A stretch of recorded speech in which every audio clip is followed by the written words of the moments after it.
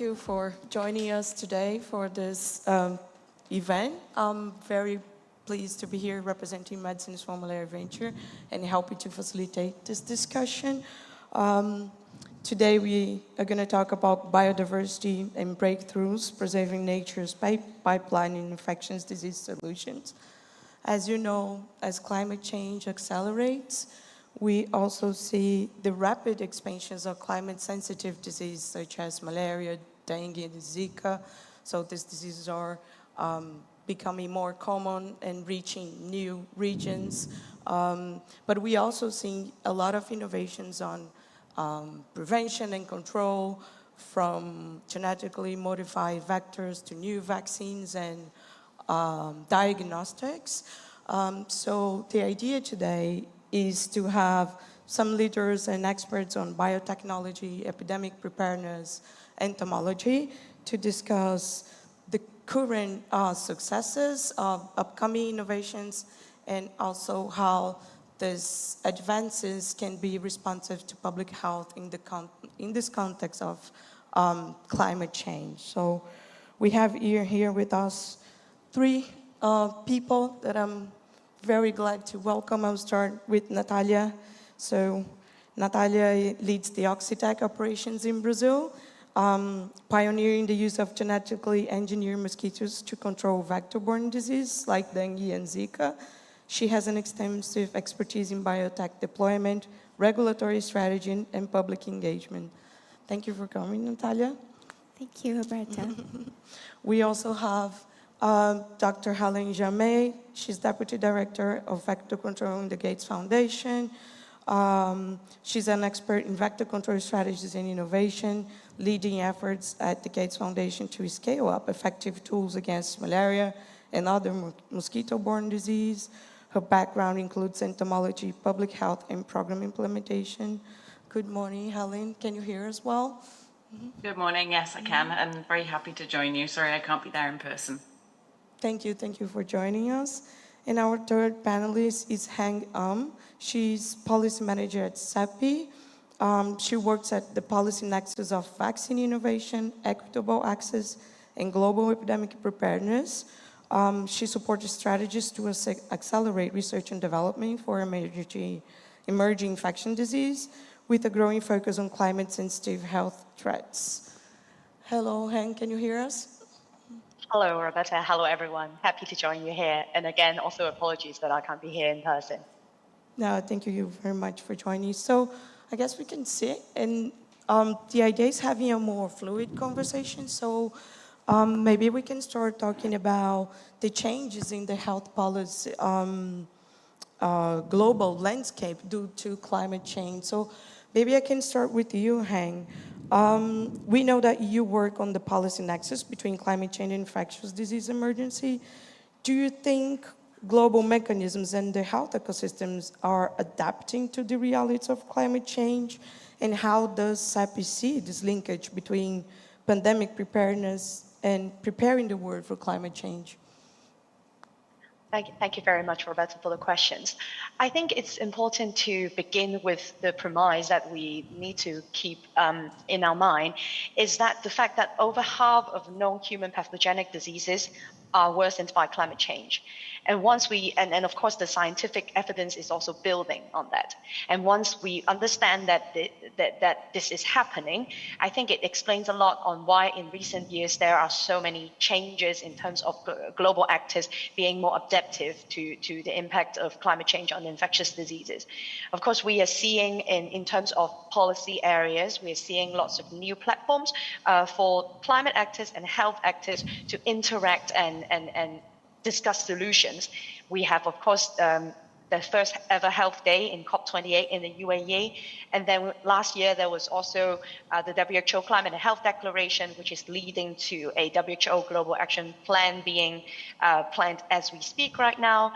And then WHO also started an alliance on climate change and health, allowing climate and health actors really the opportunity to work on specific topics and coming together. That's the policy side. But also in terms of financing, we're also seeing some encouraging changes. according to a very recent study, the financing for climate and health projects increased tenfold from 2018 to 2022. Health was actually the only sector to see such an increase apart from education. That is very encouraging, but of course we have to bear in mind what happened in recent months. There are also a lot of setbacks in terms of development assistance. So this is a rapidly evolving landscape that we would probably all like to keep an eye on too. As regards to what CEPI is particularly doing in terms of climate change, well, I have to stress that CEPI is relatively new in the climate and health space, but increasingly we realize that what we are doing, in the short answer, we are strengthening pandemic resilience, but at the same time strengthening climate resilience. Our work in developing vaccines against pathogens that are very sensitive to climate change, such as Lassa, Rift Valley fever, Nipah, chikungunya, etc. They are helping people, preventing people from getting sick. And that's why, because we are exactly doing that, our investments are actually strengthening pandemic resilience and more generally strengthening health systems in the face of climate change. That's the short answer. Yeah, thank you for this very comprehensive overview. I actually would like to explore a little bit more about funding. So maybe, Helen, you can talk to us a little bit more about your views on the need to rethink how we prioritize funding and innovation given these new threats to global health. Yeah, thank you, Roberta. I mean, I think we all agree that climate change is fundamentally reshaping disease transmission dynamics, and we can't rely on the tools of yesterday for the threats, these new threats that we're facing today. In terms of malaria, I work on malaria, and we're working on an investment strategy that is designed to work on a pathway to malaria eradication, minimizing the number of deaths along the way. And climate change is amplifying malaria risk because of expanding mosquito ranges, shortening of parasite incubation periods, potential outbreaks that are unpredictable, particularly in epidemic ranges of the disease. And traditional tools that we use for malaria, like bed nets and indoor spraying, are increasingly strained by changes in the mosquito dynamics, for example, like changes to outdoor biting, increasing insecticide resistance. And so we have to really think about shifting to climate resilient strategies that offer, that operate effectively under dynamic and extreme weather conditions. And so there's kind of 4 ways that we're thinking about this at the Gates Foundation. One is accelerating the development and deployment of tools for malaria eradication. So these are some of the tools that are the very different transformational tools that don't exist today, but we know are needed in order to get to that last mile. Things like a second generation vaccine that would be more durable, longer duration, and for all ages. We need to, the second thing is to invest in a better understanding of how climate change impacts vector populations and malaria transmission. There's still a lot that we don't know, and so investing in that is really key. The third thing is to integrate malaria prevention and care into emergency responses for natural disasters, and I think that goes for other vector-borne diseases as well. And then the fourth area is to set up mechanisms for access to flexible emergency financing for malaria. And so the Gates Foundation is adapting funding strategies to ensure that there's support for technologies that deliver impact under unpredictable and extreme weather conditions, including tools that maintain effectiveness despite the ecological changes that are obviously faced with these kinds of threats. Thanks. Thank you, Helen. Before we continue, just would like to introduce Fabiano Pimenta. I don't know if he can hear as well. Bom dia, meu nome é Fabiano Pimenta, sou consultor da OPAS técnico no Brasil e queria agradecer o convite de participar do importante evento.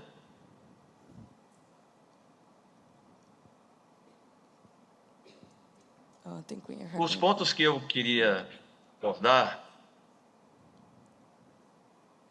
em relação às mudanças climáticas e as doenças transmissíveis se referem a alguns pontos fundamentais para as respostas dos sistemas de saúde,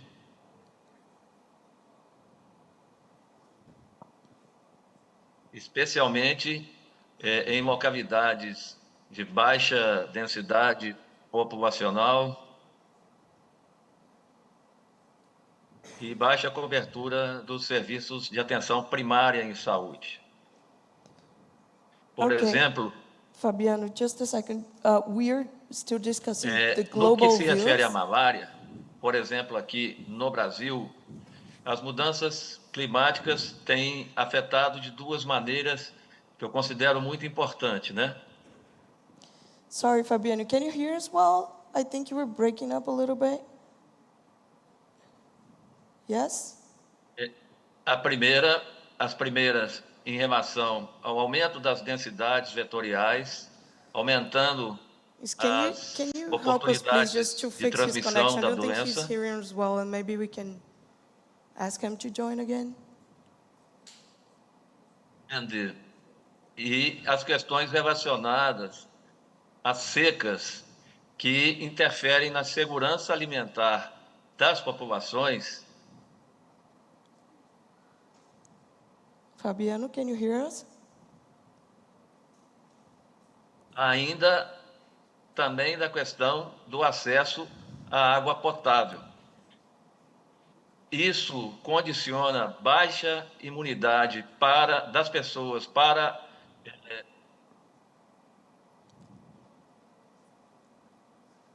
enfrentamento da malária, aumentando as taxas de letalidade. Fabiano, can you hear us now? Especialmente nas áreas de maior transmissão He de can't. plasmódio falcíparo.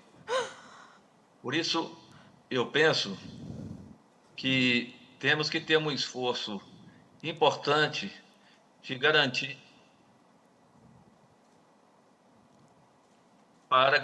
segurança alimentar e acesso à água potável para essas populações. Você não está ouvindo a sala, Fabiano? Você me ouve, Fabiano? Ouço? Então, você não está ouvindo a gente falando com você, né? Você não ouve a Não. gente, ouve? Não está Não. ouvindo, né? Não. Espera um pouquinho, por favor, Fabiano. Okay, so while we fix Fabiano's connection, maybe we can continue with Helen. Helen, can you hear us? I can, yes. Okay, so we were talking about funding and innovation. I wonder, where do you see the most promise for technologies that can adapt to the shifting nature of climate-sensitive diseases? So I think we have some super exciting innovations in the vector control space, notably the genetic and biological vector control tools like gene drive and Wolbachia-based strategies, because they target mosquitoes while minimizing the effects on non-target insects. Gene drive is a cutting-edge technology that promotes the inheritance of protective traits, aiming to suppress or modify mosquito populations. And it offers long-term sustainable solutions that are self-sustaining and don't rely on continuous distribution. For example, today we have to do continuous distribution of bed nets. This is a really key attribute in climate challenged regions. There's two different strategies that are under development. One is population suppression, which is an approach that reduces mosquito numbers by disrupting fertility. And then there's another approach, which is population modification, where the gene drive renders mosquitoes unable to transmit malaria. It's really one of the most equitable tools that we have under development for malaria control. There's no cost to individuals. There's no behavioral dependency like you have with bed nets or medications. It automatically protects all individuals in treated areas, regardless of income, geography, or health system access. And it's ideal for hard to reach rural or conflict afflicted areas where other interventions might struggle. There's interventions like insecticide-treated bed nets and spatial repellents that are being prioritised for rapid deployment. These are tools that are able to be carried and fairly easy to stock. And then some really exciting tools on the medical intervention side, long-acting injectables for malaria prevention that can provide 6 months of protection, especially relevant for seasonal malaria chemoprevention use ahead of flood, cyclone, climate-associated heavy rainfall seasons or migrants that require protection as they're moving.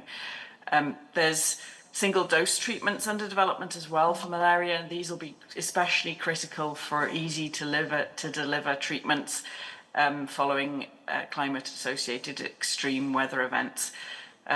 They could be delivered with endecticides. This is another area that the Gates Foundation is investing in. And these are drugs that are effective in killing mosquitoes that feed on humans that have taken the drug.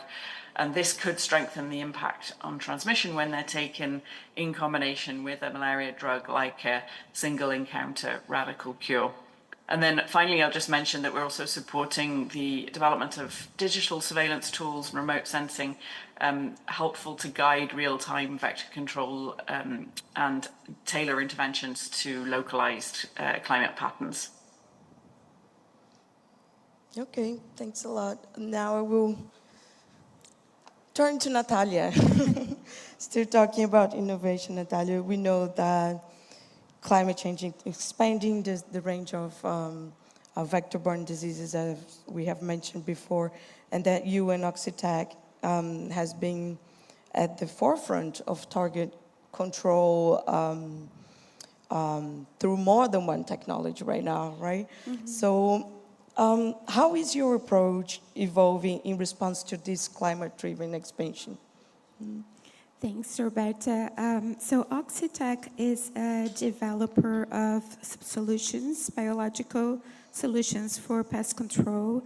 And talking about public health, we are committed to developing solutions that are accessible to those who need the most. So that's our mission. We do that by partnering with different players, different stakeholders. So either other private companies, but also nonprofits, funding agencies, governments. So all we do is always with others, so that we can have a complete, full picture of what's going on and how we can help. So I will give you one example. We have a project in Djibouti, for example, in Africa. It's a project with our friendly Ataides. So it's a mosquito that can control the same species.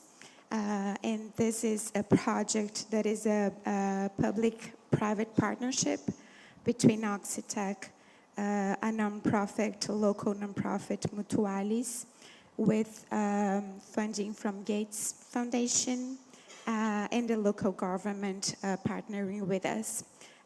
So yes, with the climate change, more and more we are seeing outbreaks in places where we didn't have.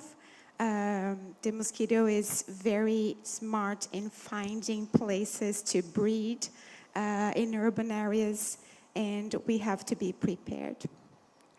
That's for sure. So I'd like just to move the discussion from this global perspective to focus more on how we turn research into tools that will be deployed in real life, which is something that I know we all know that we do, that you do at Oxitec.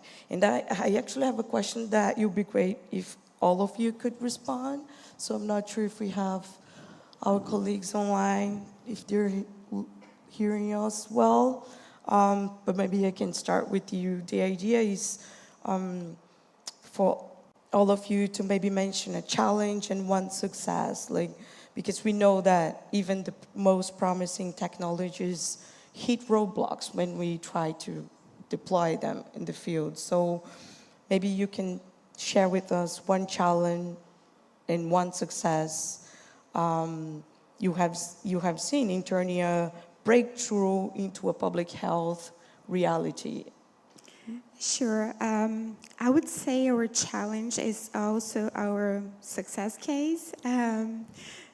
We managed to, well, when you develop new technologies, it's very common that you get to a country and there's no regulation in place. Like we developed genetically modified mosquitoes. So we go to the regulation agencies and we have to find a path to register that product in a given country. And we want to do that fast because it's a solution that people are in need right now. So working with regulators and policymakers has been a challenge in different countries. But I believe we were able to have a trusting relationship with those, and in the end, now in Brazil, for example, we have 3 different products already registered. And you can see right out here, the products are there for you to take a look, small boxes, just add water, anyone can use. So that's it. And I hope more and more policymakers and regulators are standing by to welcome and find a regulatory path for new technologies because we need them. Yeah, for sure. I don't know, Helen and Hank and Fabiano, if you can hear me. Yes. Yes, we can. Great. So, Hank, maybe you, what challenge and what success you would mention on this work of deploying new tools to real life? Thank you for this. I think the challenge and the success for me is also combined into one in a way. The challenge is, as we always think about in CEPI, is equitable access. How do we make sure that when vaccines are produced, they can be really deployed to those who are actually in need? So that was actually the background when the world's first chikungunya vaccine gained regulatory approval about 2 years ago. CEPI was one of the investors in that Valneva vaccine. Of course, it was a huge success, but the vaccine was primarily developed for travelers from the global north with that in mind. So we here in CEPI were thinking, how do we make sure when the vaccines when chikungunya outbreaks are there, how do we make sure that people who are in need will be able to access them? That's why, in partnership with the EU, we committed $24 million to facilitate a technology transfer from Valneva to Instituto Butantan here in Brazil. And Butantan will be taking care of the manufacturing and marketing the vaccine to LMICs. So that is one way we want to make sure that the vaccines as such can be available. That's the challenge and that's the success. That's great. And Helen, over to Thanks. you. Yeah, I not to be boring, but I have a similar challenge to what Natalia was mentioning. I think bridging regulatory timelines across different geographies, especially for novel interventions like genetically modified mosquitoes, is really a massive challenge, and it can definitely slow scale up. It's especially difficult when regulatory systems are still under development or don't exist yet, and that's the case in a lot of countries around the world suffering from vector-borne diseases, unfortunately. A success, it's something that the first thing that comes to mind for me is an innovation in the current standard of care in vector control for malaria. And that is coordinated efforts with partners in Africa that led to a dual active ingredient bed nets being deployed faster than ever before. And this has really helped with preempting outbreaks in climate sensitive areas and getting countries back on track. Bed nets are the mainstay for malaria vector control, and these dual active nets were considered breakthrough products because they were the first bed net in 40 years to use a new active ingredient, and it was critically needed because of widespread insecticide resistance. The success, why this was scaled up faster than other new bed nets, you would think a bed net would be simple, it's just some active ingredient on a net, but actually it's quite complicated. But the reason why this managed to get to market and scale so quickly is because normative guidance was in place and aligned with the pre-qualification pathway at WHO. There was regulatory harmonization to ensure adequate supply and registration in country. Market shaping, such as volume guarantees, helped companies to scale up and bring prices down so that they were affordable. And then funding for pilot studies to help generate learning and further data on impact in different contexts was another really critical piece to making that a success. Yeah, that's great. Fabiano, I don't know if we can hear us. Conseguem ouvir a gente agora? Sim. Seja bem-vindo. Não sei se você ouviu a pergunta, se você puder compartilhar um desafio e um exemplo de sucesso.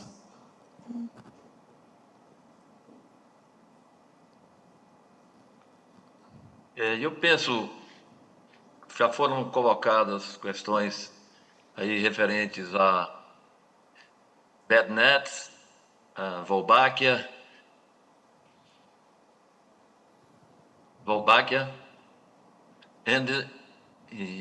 que são estratégias promissoras e importantes, mas enquanto não se tem essa implantação em ampla dimensão, a questão do diagnóstico precoce e mais preciso é de fundamental importância diante das mudanças climáticas. Eu explico. Por exemplo, em relação às arboviroses, as mudanças climáticas ampliaram a área de transmissão, não só de dengue,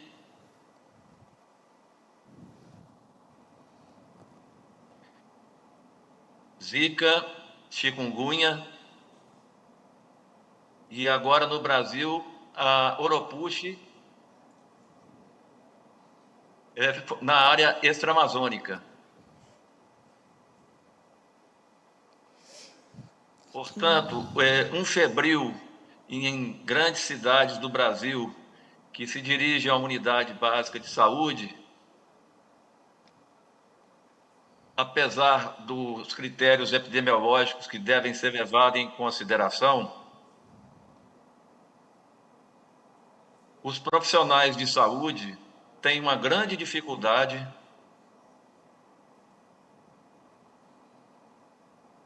para o diagnóstico diferencial. Ok. Obrigada, Fabiano. Vou passar para a próxima Mesmo que nós tenhamos já pergunta. disponíveis, por exemplo, os testes Você nos triplex, ouve?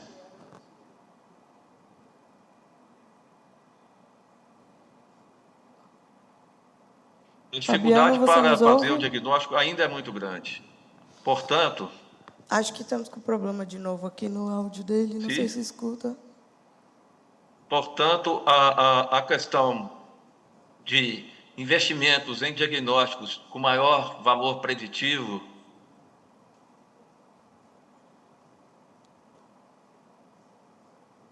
sensibilidade, especificidade, que permitam um manejo adequado dos pacientes, vão evitar os óbitos que estão crescendo muito em função de aumento da densidade dos vetores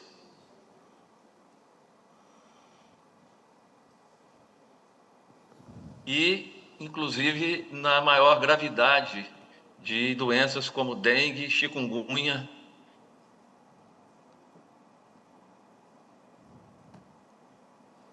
Fabiano, muito obrigada. Você nos A ouve? questão da vacina. Thank you. Thank you. I'm sorry, I think you have a delay, so we're not being able to communicate very well, but we will continue to try. I'll just move to the next question. It was good that you talk about vaccines, because I want to talk about this with Heng. Actually, Heng, I was wondering your views about how do we make sure that investments in vaccines and rapid response tools keep pace with the risks, the increasing risks, the risks we are seeing right now? Thank you. I think it is most important to think along the whole vaccine development chain, and that is bearing in mind that access should be embedded. So essentially, climate change considerations and access considerations should be embedded throughout the whole vaccine value chain. And first of all, epidemiological studies, as Helen briefly mentioned, I think that should be conducted to understand more on the impact of climate change on infectious diseases. There are lots of scientific evidence available right now, but some of them, the data is really just fragmented. So we need a little bit of more coordination, especially data targeting the global south. And then, of course, the R&D of vaccines with climate resilient features. Some features are already briefly mentioned by Helen in one way. Things like being a thermostability, that is one important part, but also other parts on how because, for example, thermostable vaccines that are applied through new tools such as like coffee pot technology or a button technology, that can be climate resilient on the one hand, but also that can improve access on the other. So essentially, we need to think of making this sort of investments that are beneficial to both climate and pandemic resilience, serving both purposes at the same time. And then finally, just allow me to mention again the importance of embedding access also in manufacturing and scaling up.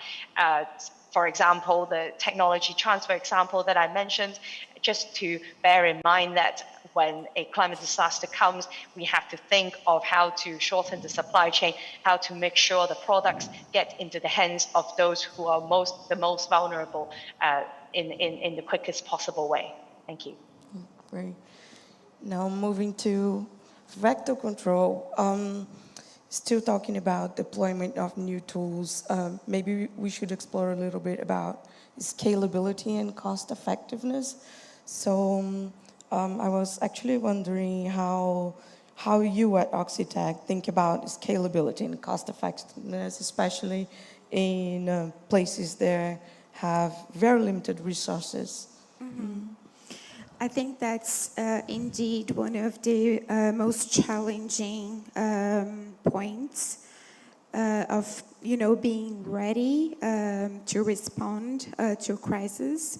And what we did at Oxitec, we developed our technology in a way that we can have centralized factories, and we can actually ship products from Brazil to other countries, from Campinas in São Paulo state to every state in Brazil right now we are deploying. So with that, you have flexibility. You can tune your production as demand exists. You don't have to build a new factory in each small region, and that, it make you save money, but also time. So I think being ready and flexible with by applying your resources in an infrastructure that is flexible is a way of, responding when they need. In terms of scalability, it's all about developing good suppliers, reliable suppliers, and negotiating prices as your scale go up, so your costs go down. And by centralizing production, you can do that as well. So it has been a very good experience here in Brazil. Yeah. Great. So before we start taking questions from the audience, I just want to kind of give you a small challenge. So if you, all of you, the four of you, if you can answer in one sentence the following question. So like, if you want to outspace the next climate trigger outbreak, what's the single most important thing we should be investing in right now? Natalia, would like to start? I would say working together, collaborating, that's key. Great, that's definitely key. Helen, do you want to take the challenge? Sure, yeah. I think investing in sustainable, equitable, and climate resilient vector control strategies like Gene Drive, because they can reach the last mile, reduce reliance on insecticides, and protect the most vulnerable communities at scale. Yeah, great. Heng, how about you? I would say is to invest in raising political awareness globally.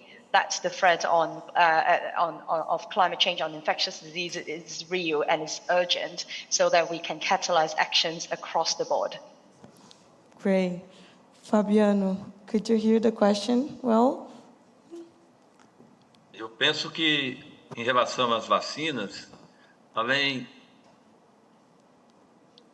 das capacidades de produção para que tenhamos uma boa cobertura, o grande desafio é conseguir a adesão da população.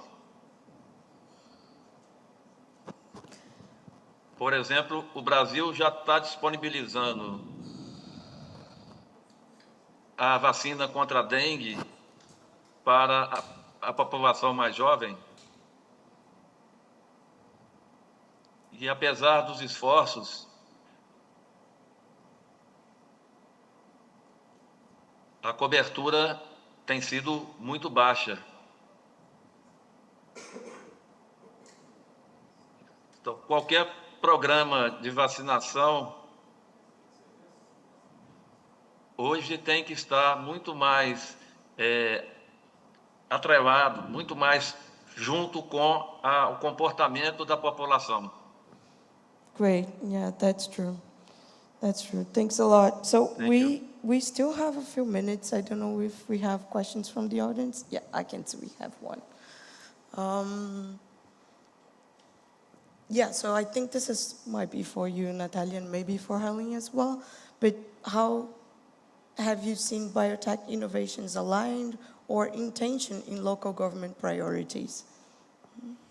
I'm seeing a good progress in the last few years with governments welcoming and introducing new technologies to their dengue plans, for example, dengue combat plans. It's still early, and I think we need to do better in understanding processes and requirements to introduce new technologies as a public policy.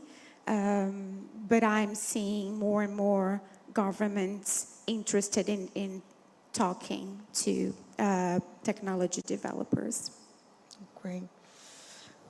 Helen, Hank, Fabiano, do you want to talk a little bit about this as well? Maybe I jump in quickly. Sure. I completely agree with Natalia. I think it's very exciting to see some governments approaching companies like Oxitec for joint ventures. There's a lot of interest in local manufacturing, and I think that is really helpful for bringing products a lot closer to the communities that they serve, and the need for governments to champion some of these novel interventions that absolutely require the right systems, the political buy-in, the regulatory support it will be critical for scale up. So I think there's been a lot of good progress and a lot more work that needs to be done. Thank you.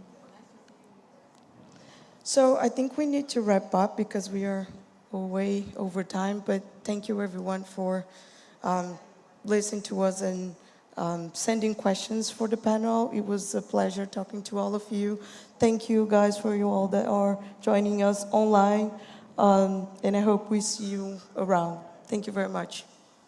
Thank you. Mm-hmm.